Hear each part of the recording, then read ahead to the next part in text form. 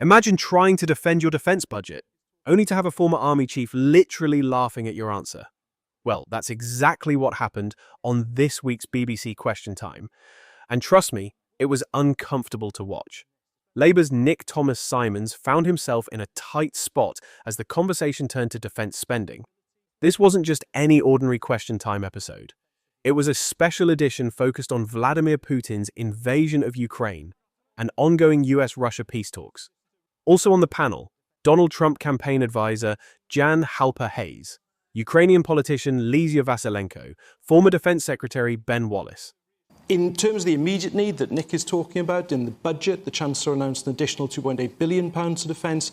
We also delivered the largest pay rise for the armed forces in 20 years. So the first priority for this government, and indeed should be of any government, is security and keeping people safe. But what I'm asking is there a realistic prospect, given the fact that we've been told ever since the government came in, there's no money? That famous £22 billion black hole. That's our inheritance. Is there a realistic chance that defence spending is going to increase the kind of levels that Donald Trump is talking about? Or, as the man back there said, are needed to try and have the force that would be required?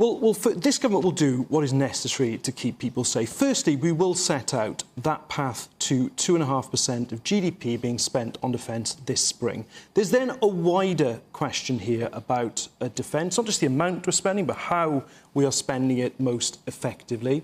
Our strategic defence review, it's being led by Lord Robertson, who's respected across political parties, former Secretary-General of NATO, is looking at threats, looking at capability, looking at the state of our armed forces, but also looking at resources. While you're saying this, why are you? Well, I've never seen a defence review succeed if it's out of sync with the comprehensive spending review.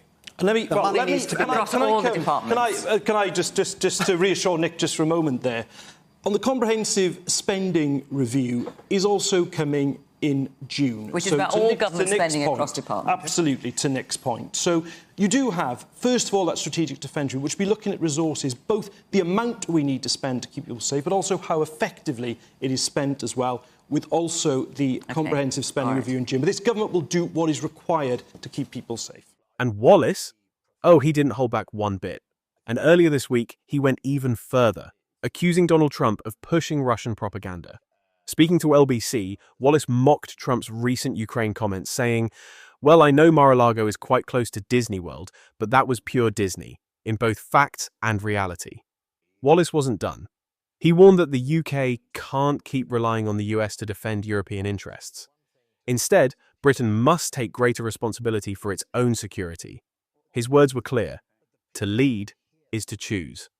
And for Keir Starmer, that means finding the money somewhere to boost defence spending. But the big question is, will Labour actually follow through? Or is this just more political talk?